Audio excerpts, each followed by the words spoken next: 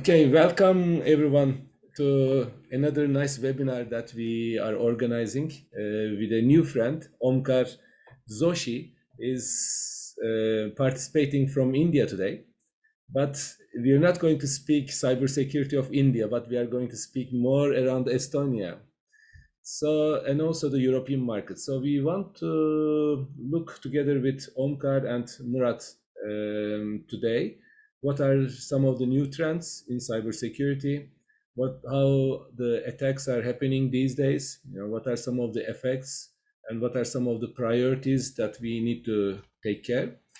Omkar is in the cybersecurity field, more than 10 years so far. He is writing, publishing articles. He's in related with security, forensics, like magazines like Pentest, Hacking 9, eForensics, and so on. And he has so many certifications that I cannot even remember now, like OCP, OSWP, CSIM, and he's also a part of the EC Council. So I'm very very happy to welcome here as a guest speaker. And he has a short presentation, but we will not be just presenting during this entire 1 hour. It will be more like a dialogue going. But I would like to pass over to Omkar now. Welcome, Omkar. Hey, thanks, Arif. Thanks for introduction. Hey everyone, thanks for joining. And let's, I'll just try to jump into the presentation itself. Instead of, was discussing here. Let's jump into the actual discussion. And let me share my screen.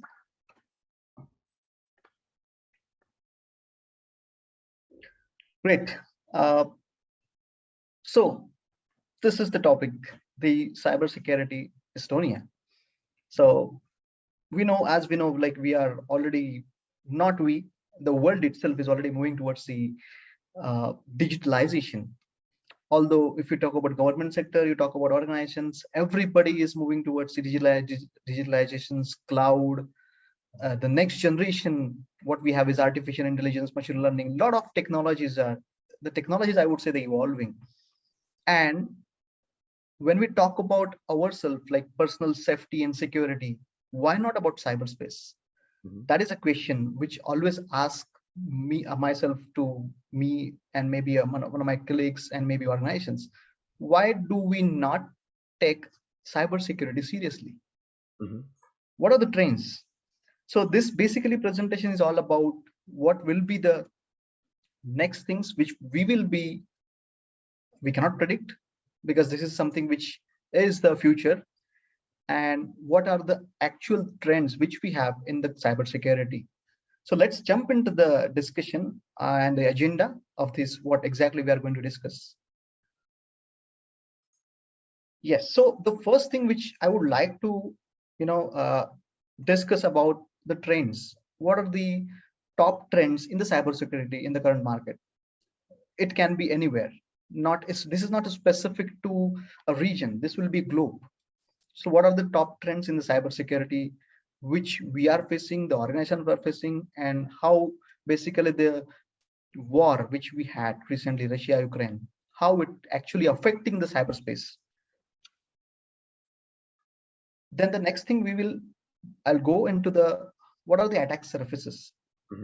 We know we are being attacked. Because this technologies is of course having what I always say is every coin has a two sides, right? We consider technology as in positive as well as some consider as a negative way, like they can harm or they can protect. It's up to us what to do. Although there is a term as well, like if you know how to attack, you know how to defend it as well. So what are the attack surfaces, various attack surfaces, what we, the attackers look, what they find, how they come into the picture, how they intrude into the environment, and what are the challenges, and what are the best practices. Like we know there is a gap, we know there is a hole. How can we patch it? How can we close that hole? That is what is the second topic which I have. And what will be the future? Just a kind of prediction, what we can predict. Although we know at what extent we have the attack surfaces, then what can happen in the next generation, where the world is moving. So what we can do in terms of preparing ourselves to tackle with these problems. Yeah. So as you know, we are right now working from home. It's like most of the organizations have adopted work from home as a hybrid culture. Like it's like either you can come to office or maybe you can work from home. So this is major challenge right now we are facing in terms of cybersecurity. So of course we are working from home. Sometimes we can use a personal laptop. Maybe we are using a Wi-Fi which is not secured properly. So it's I'm talking in the sense of a normal people, or maybe the people who are not aware about the security. So some are using a Wi-Fi which is unsecured. Maybe the Wi-Fi is unprotected. That can lead to plenty of attacks. If someone is in the same apartment, or maybe someone is driving and someone found that the Wi-Fi is open or Wi-Fi is unsecured, then definitely he's gonna intrude. He can do MITM attacks. He can do a lot many things. So this can lead to organization's data breach, because you are accessing all the organization data from your home, from your Wi-Fi, and that can lead to many things. You are using your personal devices. Some of the things are, it is allowed to use your personal device or maybe personal laptop. That is again a problem. How do you make sure, or how any organization make sure that whatever you are accessing from the personal device is nowhere is going? How do you ensure that there is a control on your device is present, so that there can be no data leak, there can be no any uploading of any personal uploading of any organization data? What about the antivirus protections? So there are plenty of things when it comes to work from home. So we cannot predict what can happen, because day by day the APT groups are increasing. They are having a lot of things, I would say a lot of new tactics, new technology, so new process they are actually evolving. So because we have, of course, we have attackers, we have defenders. So to just make it, if we are making a complex thing to difficult to break, again attacker try to include, or attacker tries to think in the reverse way, how we can crack it, how we can intrude into it. So developing new strategy, developing new tactics is something which we are right now seeing. Although we have antivirus protection, although we have by ADR protections, we have DLP controls, we have data execution preventions, a lot of things, but still we see there are attacks are happening. So the work from home is one of the challenge what we have, although this is a good option which organizations, due to the, of course, this is basically happened due to the pandemic which we had last 2 years. And the last 2 years was a biggest cyber attacks we have seen due to this pandemic. There were multiple attacks which were happening, multiple data breaches, multiple ransomware attacks. So the work from home is the culture, of course, is a good culture, but we need to make sure, or organization to need to make sure that no one is gonna do a data exchange of organization. How do we ensure that if we are accessing an instance, or if you are accessing anything of organization, we should, or organization should have a monitoring facility or logging facility. That is what we call monitoring, logging, and auditing and logging that we should have. Yeah, this is the second one, is the one of the trending attack, which is a supply chain. Supply chain is something, as I always typically says, is one to many. So it's basically relationship is one to many. So if you compromise the one system or one entity, definitely you will get rest free. That means if you're going to compromise one environment, you will get all other environments as in the free. Like you can compromise, or you can get a hold of other interrelated components or interrelated entities. That is what is supply chain, because there are plenty of things like software supply chain. We have recent example, which is SolarWinds. We have a recent example of the packages. So there was an attack, like there was a package issues like NPM packages.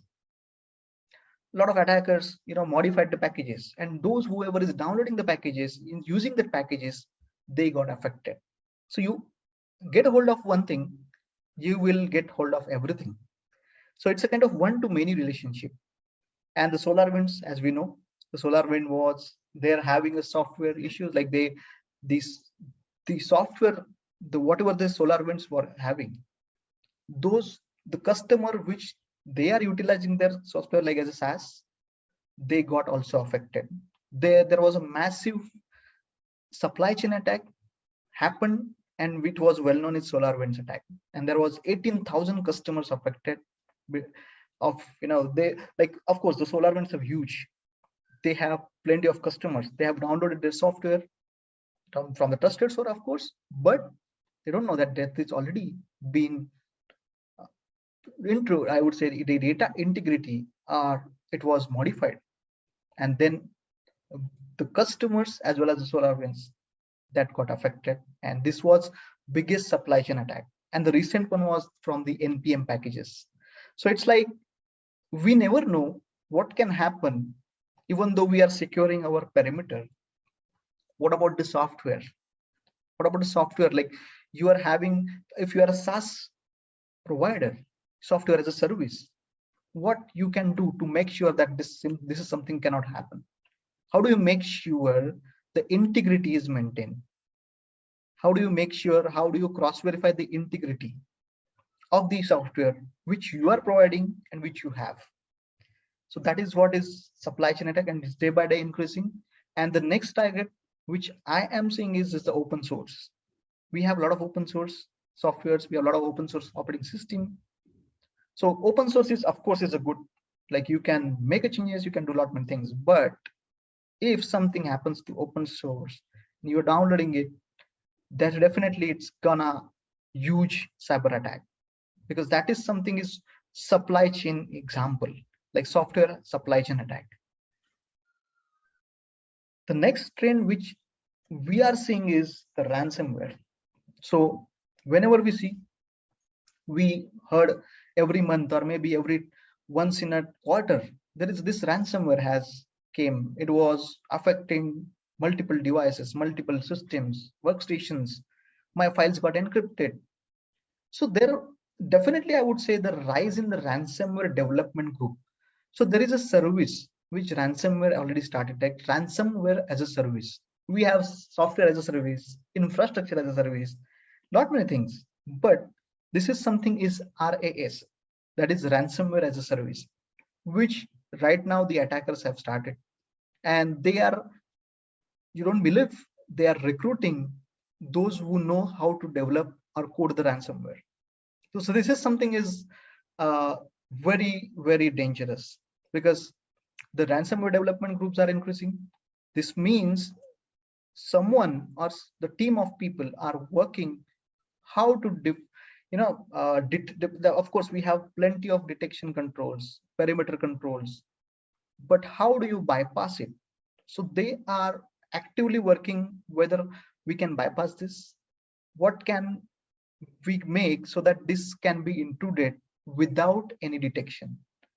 So there are plenty of techniques which they are working on, which they are developing ransomware, and they are serving, I would say, the service. These are providing as a service. Like they do develop a ransomware, they provide, they I would say spread it via any medium, because medium can be of course through internet, but there can be a sub mediums as well, via email, via attachments, via plenty of other things. So there is a medium which way they are using. Some of the having is, like Microsoft, Google, we have a lot of email providers. They do have the detection controls, prevention controls already. They have a signatures, or maybe they do a machine learning usage, to just check whether there is an anomalies, like whether any what is the basically, if we run this, what can be problem, maybe kind of sandboxing. So behavioral analysis, how it works. So we do have everything. Still our organizations, our people are affected with this ransomware. So there is some kind of a gap which we can see in the domain. Although we have lot many things, but still these attacks are happening. Then of course, this was the biggest thing which we had across the globe, the Ukraine, Russia. So this actually again boosted the cyber war. Of course, there was a cyber war happening. I would not say the active war, but there was attacks are happening. But this one boosted the cyber war. We had remember like there was World War. There are a lot many things are there. We are having a military, we are having a navy, air force. Everyone is securing the country. What about the cyberspace? If the cyber war is happening, then who will be responsible for it? Who will be responsible to prevent it? Who will be responsible to protect from that? So due to this Russia and Ukraine war, we had a lot of challenges faced. We have seen the cyber war trend, which was kind of, we are seeing as it will be future. It's as actually the present now. We are seeing an increase in cyber war. We are seeing an increasing nation state actors, like nation wise actors, which are increasing right now. So this actually, we need to learn from this. Like there may be many more to come. More things we'll see. We are seeing it's okay. We are seeing supply chain attacks. We are seeing ransomware attacks. There can be plenty of things. The cloud is the one which we are right now already moved. We are adopting cloud. Some of the organizations are already matured with the cloud security technology or cloud environment. Some of the organizations are moving towards the cloud. So we are now right now adopting the new technology or evolution which we have. I would not say this cloud is a new evolution or cloud is a new technology, but still people are moving towards the cloud. That means this is the gray area, or this is the area where the attackers will have more attention. So that is definitely, we have to make sure if we are adopting something, we should be ready to secure itself as well.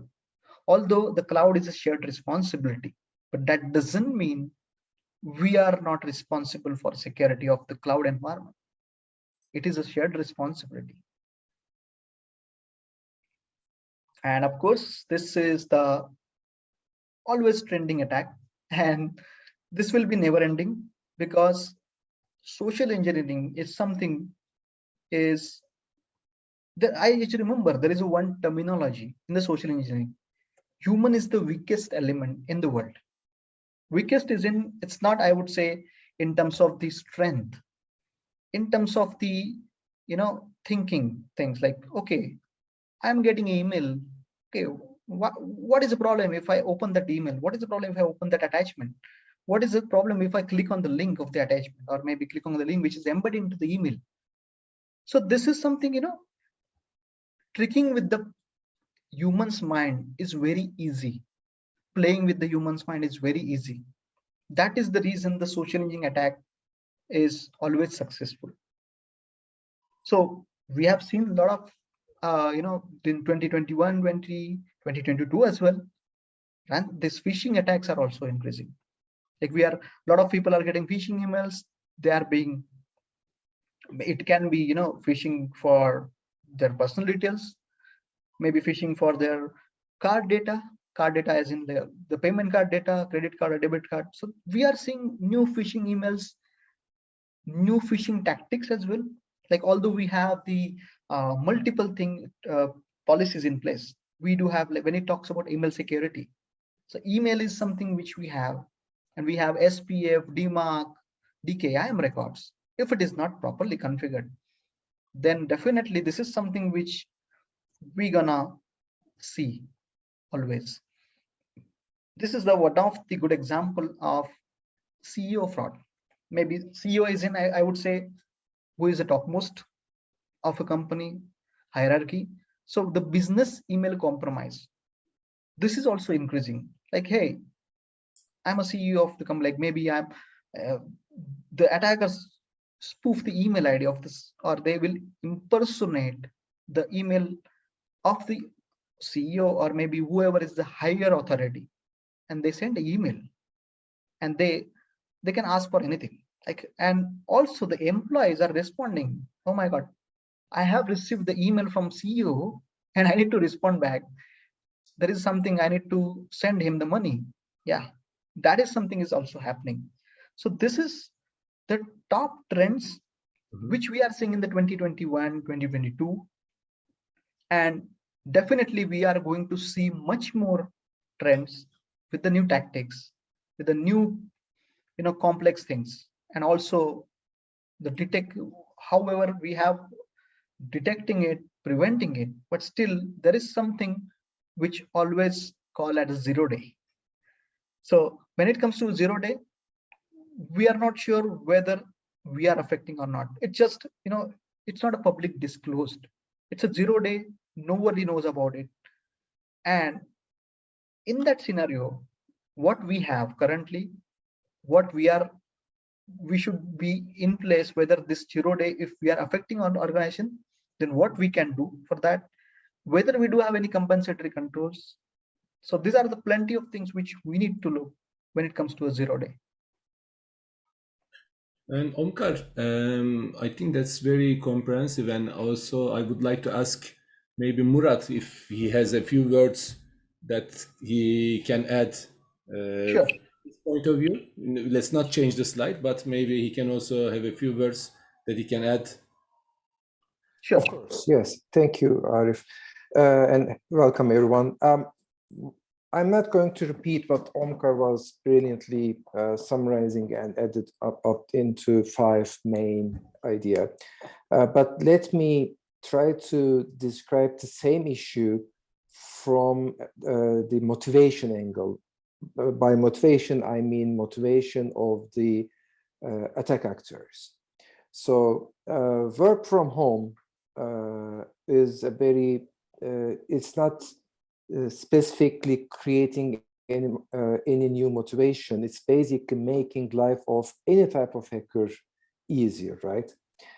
Supply chain attacks, on the other hand, are basically helping the attackers to attack only one supplier.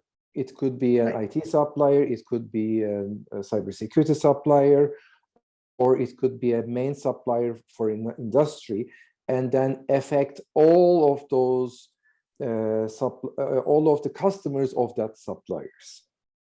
Rise in ransomware, and ransomware as a service is basically is an indication that shows us that supply chain within the hacker industry are increasing very well. The war on the, of course, is very sad on one side, but on the other side is something we have been seeing for a very long time.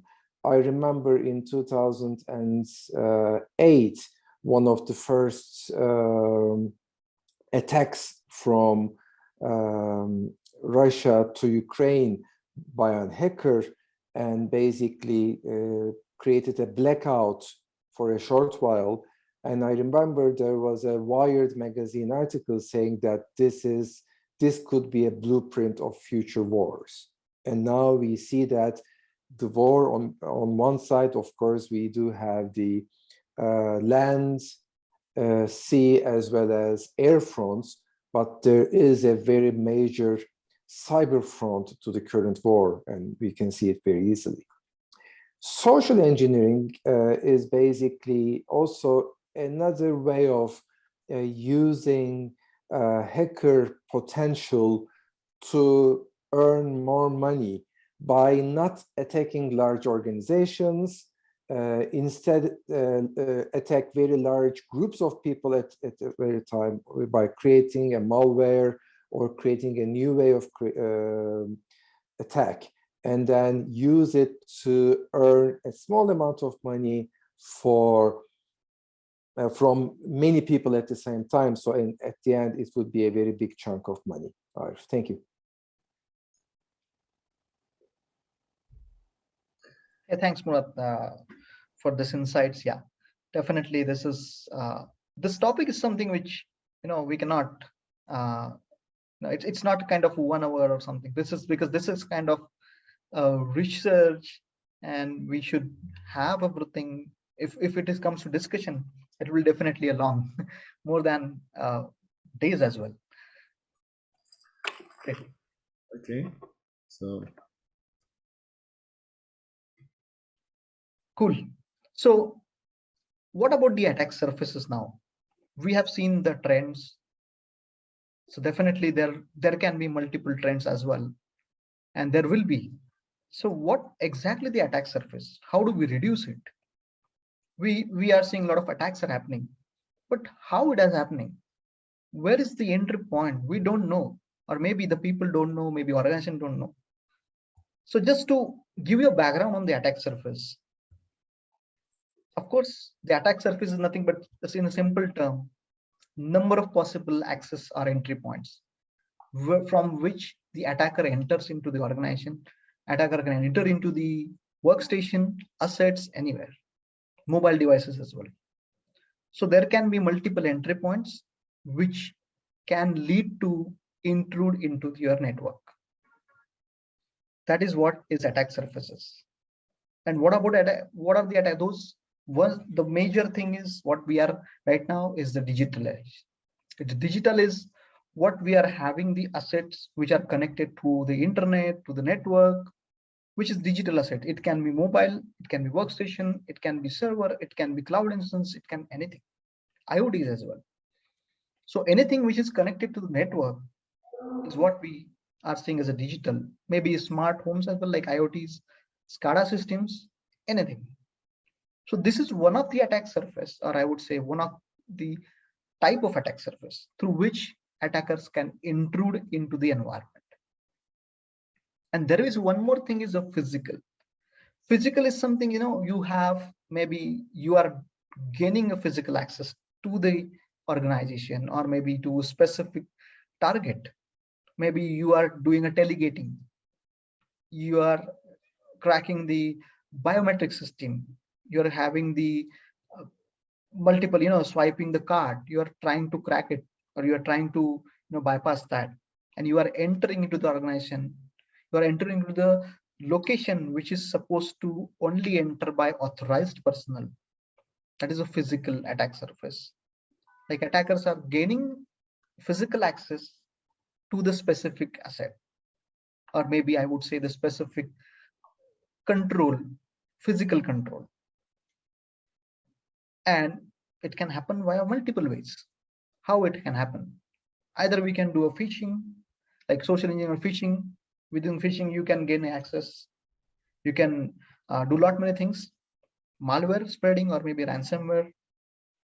You can ask for money. You can you can do a lot many things like malware, or maybe you can have us create a Trojan, and you get the connection, and you get a hold of the specific system or workstation or the server as well. And then you can do lateral movements, you can do a lot many things, privilege escalation and lot other things to gain access to entire ecosystem. Setting up a command and control server, and you can do a lot many things, data exfiltration as well. What, in which way it can happen? Like you have unpatched software, or maybe outdated software, like we have a supply chain, or maybe the software, it has a loophole which can be remote code execution, and it's still you are using. It can happen that you are vulnerable. That is the entry point for attacker to do a remote code execution.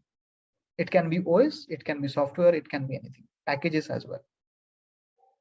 Compromised password, I would rephrase this as the passwords which are leaked, guessable password, and the employees the mistakes, or maybe a kind of due to the we are seeing a lot of passwords or a lot of secrets, a lot of things which are, we say, as a critical or sensitive information are being exposed, either by repositories, either by maybe someone is posting on maybe public aids, you are having a pest bins, we are having a lot many things.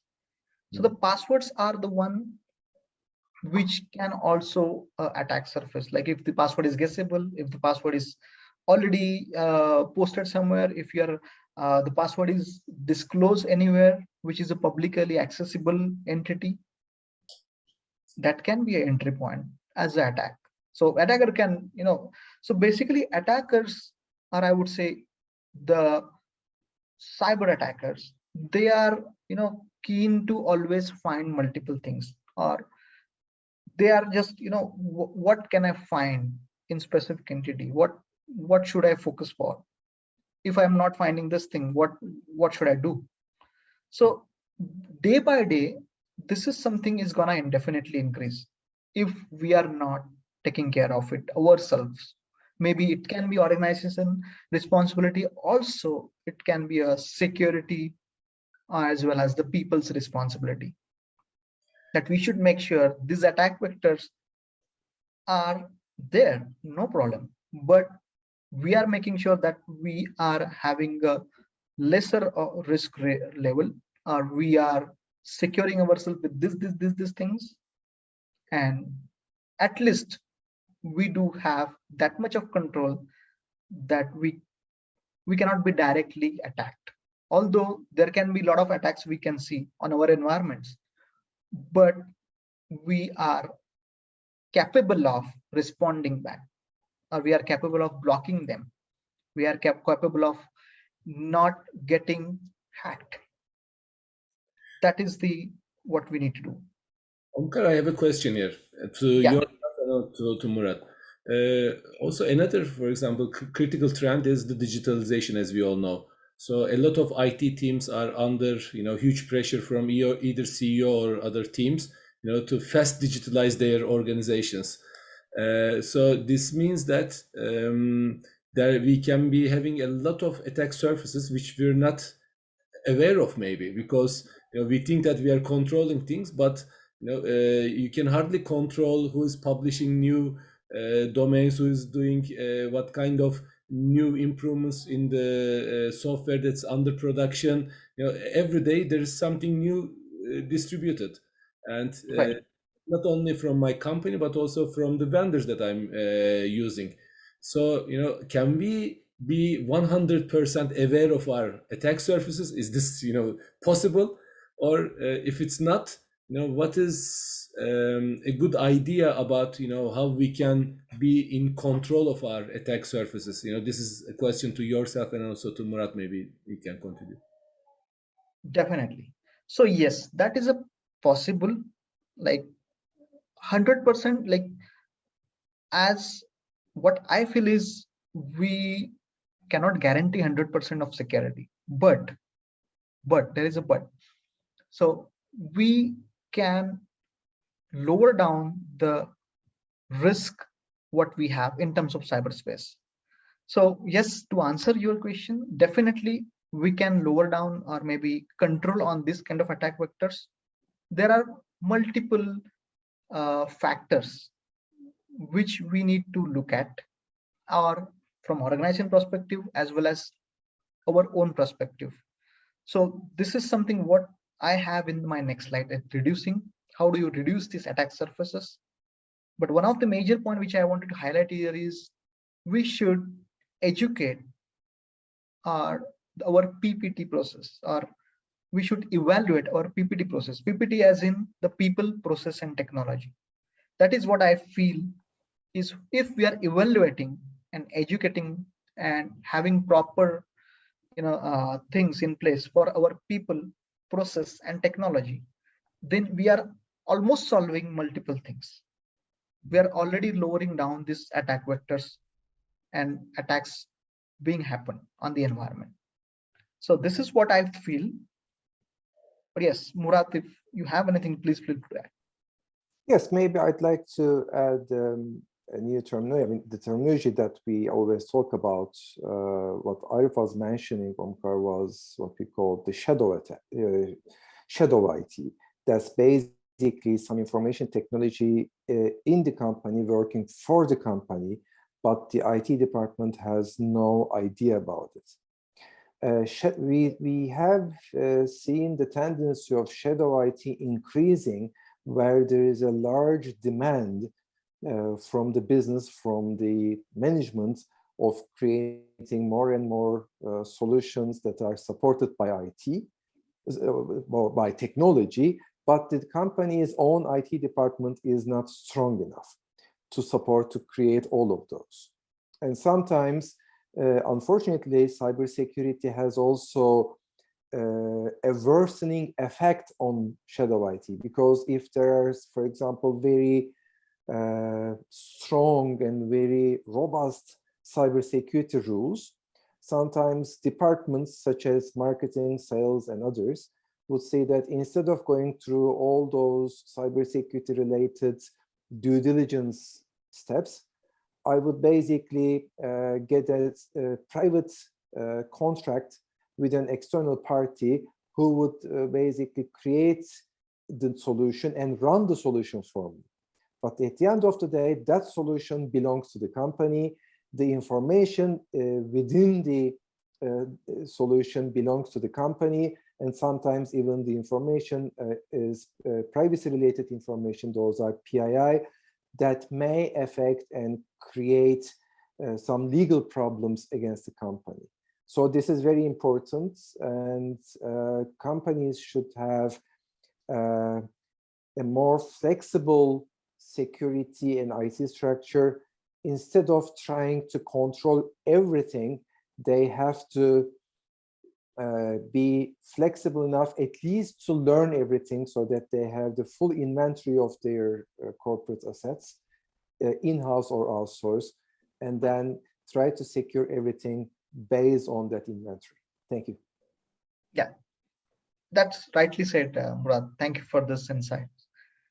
And Omkar, if we relate this to Estonia somehow, so Estonia is one of the countries who suffered from major cyber disasters some years ago, and Yes. there was a huge learning from this. And since you are very much related with Estonian security market as well, can we somehow relate this topic to Estonian learnings, and maybe how we reduce these attack surfaces? I don't know. Definitely. So yes, I have a slide for that as well, for Estonia. But yes, when we talk about Estonia, of course, this is the one of the digital country, I would say the first digital country who has offered plenty of services in digital. And when it comes to digitalization, of course, there was a massive attack happened in 2007. That was actually learning for the Estonia. And then in 2008, the Estonia formed the basically CCDOE, that is something which is NATO Aggregated Cyber Defense. And they have started working with the people, military organization, plenty of other sectors like organization, public sector, health sector, every sector, whichever they have started working on making people aware about the security, making people educate about the security, what can go wrong if we are not making sure that your digital assets are secure. So this is the initiative which Estonia has brought from the 2008, and that's the reason what I feel is, and the Global Cybersecurity Index also has announced this is the third most secured, safest country in the world as per the Global Cybersecurity Index, the Estonia. And they have learned so many things. There was a recent DDoS attack as well, which was happened, but due to the learnings from 2007 attack and new evolution and new techniques, awareness and everything which they have started bringing up together from 2008, the DDoS attack which was happened, they prevented successfully and blocked it successfully as well. There were no any service disruption in the attack which was happened in this March, April due to this war. But this is something, yes, definitely I would say the learning which they have done from the past, and there are plenty of initiatives which they have, like they have this CCDOE, which they have the exercises as well, like they perform the exercises. They have plenty of other programs under the exercises, that way they support. There is a Trident Juncture, there is a Cyber Coalition, there are plenty of other exercises which they organize, and they are contributing towards the cyber defense, and they are making sure that this cyberspace, how do we make sure that is more secured enough? Because ultimately it is something you are, when you educate people, like of course they are already introduced the courses in terms of security. So when you educate the people, when you have proper process, when you have technology which is evolving with the proper, configuration and everything, then you are, I would say, the ready to face the attack. Although if something is happening, you are ready to face it, you're ready to detect it, you're ready to block it. And that is what Estonia is doing. And it's definitely, I would say, one of the digitalized country which has a lot of things which they have already taken care, and there will be multiple things which they are going to introduce to make it more secure. So this is one of the thing which I feel which they had. And of course I have a separate slide for the what they have done so far and what they are going to do it. Can you share with us? Definitely, I can. I'll be definitely happy to share that. Give me a second.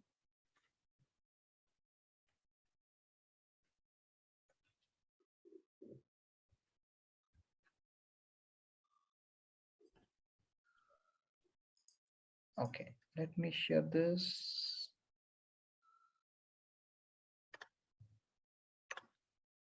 Can you see my screen? Yes. Great. So as I mentioned, Estonia was ranked third in the global cybersecurity index in the 2021. This was recent. So what I have mentioned is all about the educating and improving the process, people and technology, because they do have the NATO Cooperative Cyber Defense Center, which was they have set up in 2009. And there are not only the specific set of people are working. It's basically what they feel, or Estonia feel, is a collective goal. It's not only the responsibility of the government or a defense sector. It's a responsibility of everyone.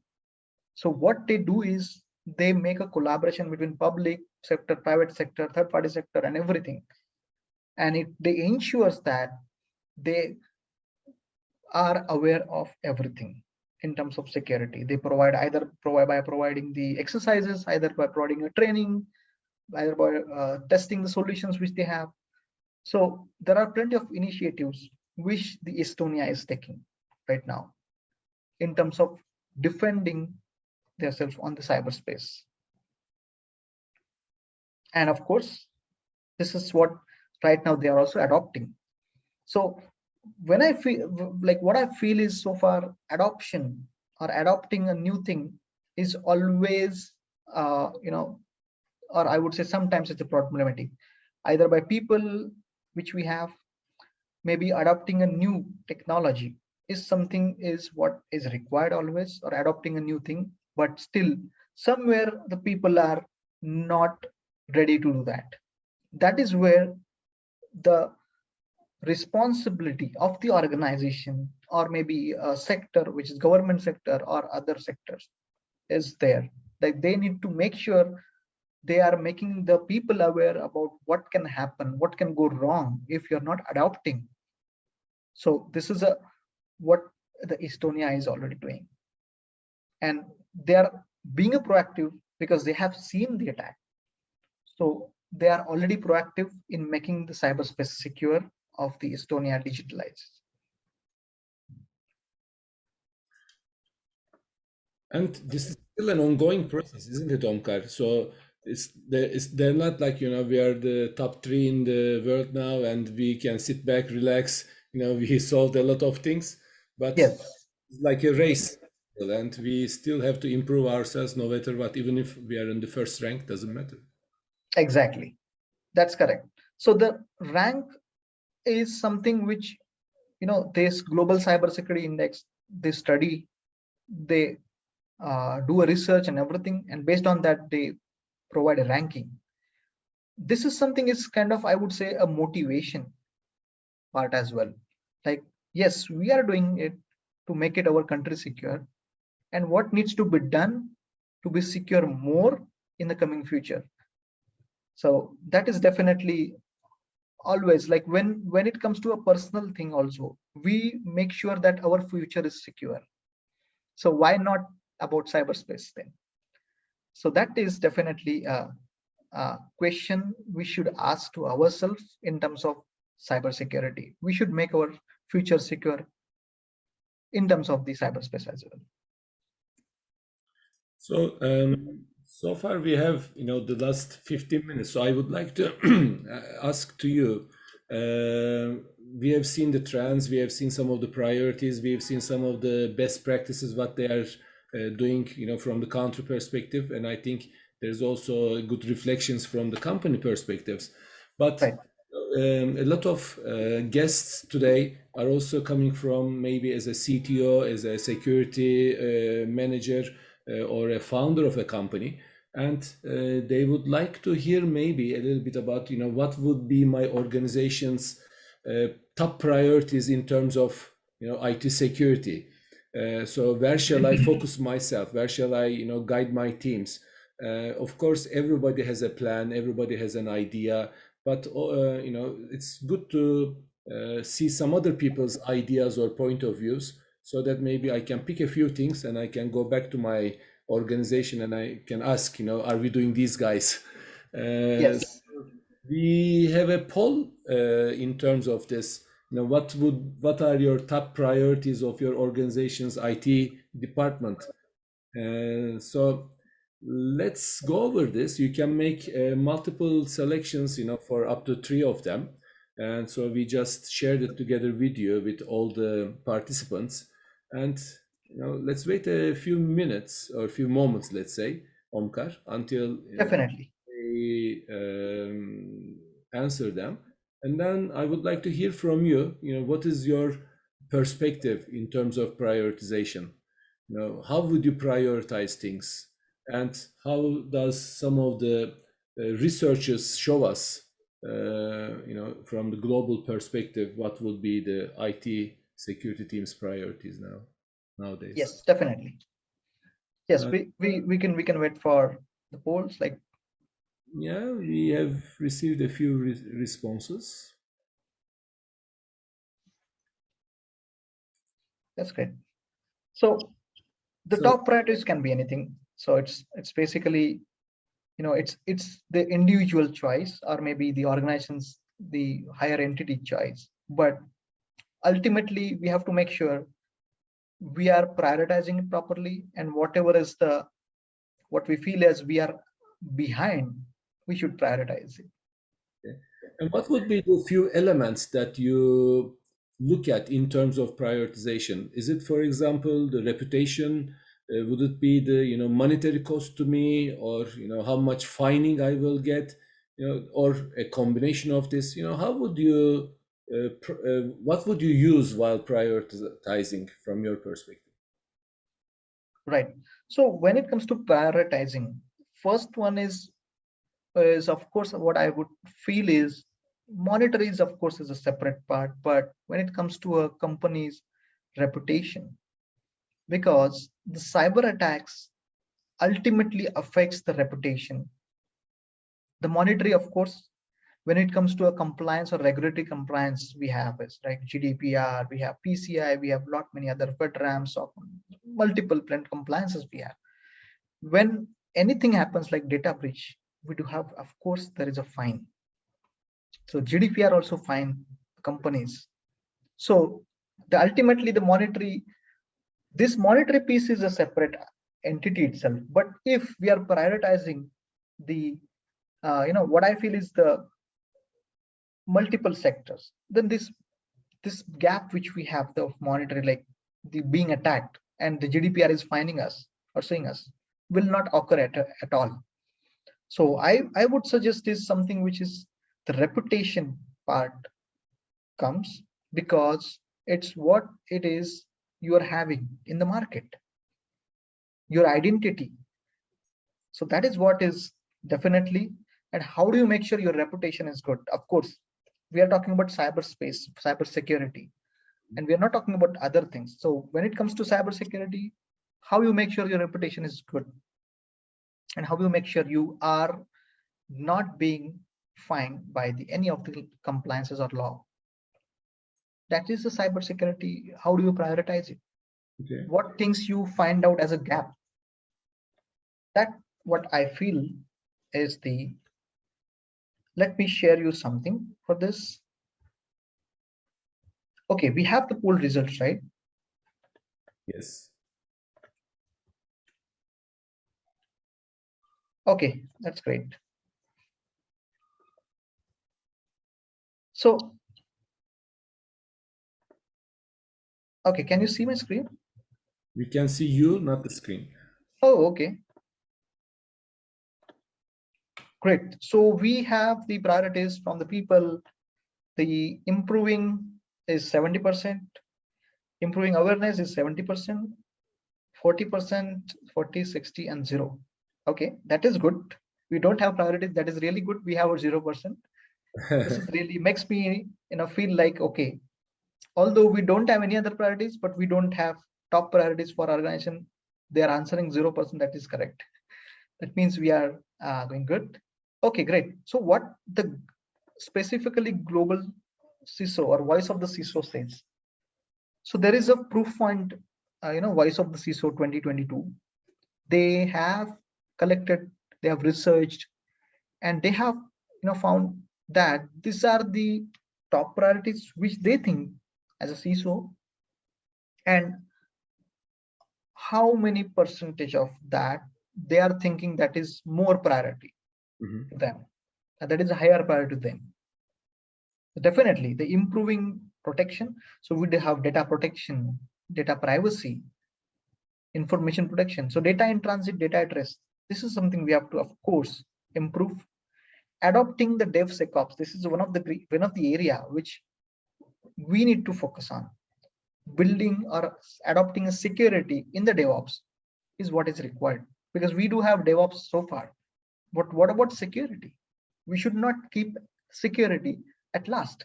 We should have it in between when we have the development and operations are performing their task. So that's what is required. There are few attacks, of course, are happening due to the employees. So yes, insider threats, that is also a problem for organizations.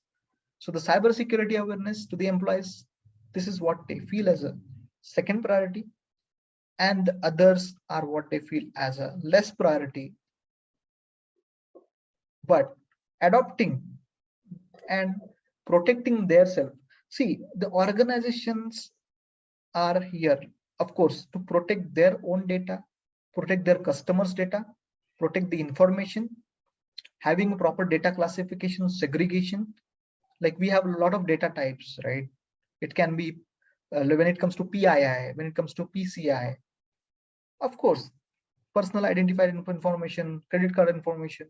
There can be multiple other private. So there is a privacy act we have. So this is something protecting from being breached or maybe accessed by someone who is not allowed to. This is what is at the top priority for the organizations. And how do we do that? Having the IAMs, identity access management properly, having the encryption at rest, encryption at the transit, having the specific set of controls on your workstations like DLPs, data leak preventions. Having said that, you have segregation of the data. If it is a PCI, if it is a credit card industry, I would say the banking sector, so it should be isolated, or I would say segmentation we should have properly. Related to the software, yes, we should have security in DevOps. So this is at the top priority. And ultimately, how the attacks are happening, if this is something is secure, employees, how someone can manipulate them, how the attackers are able to trick the people and stole maybe they can steal multiple maybe card data or information as well.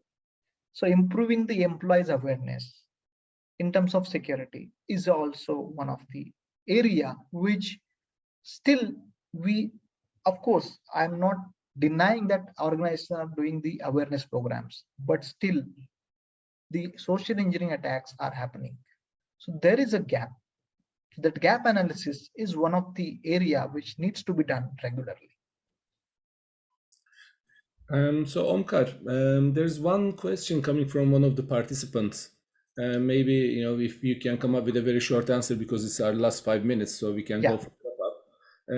The question was, what are the additional action plans Estonia have in cyberspace in mitigating the cyber attack caused by the recent, Russia and Ukrainian war?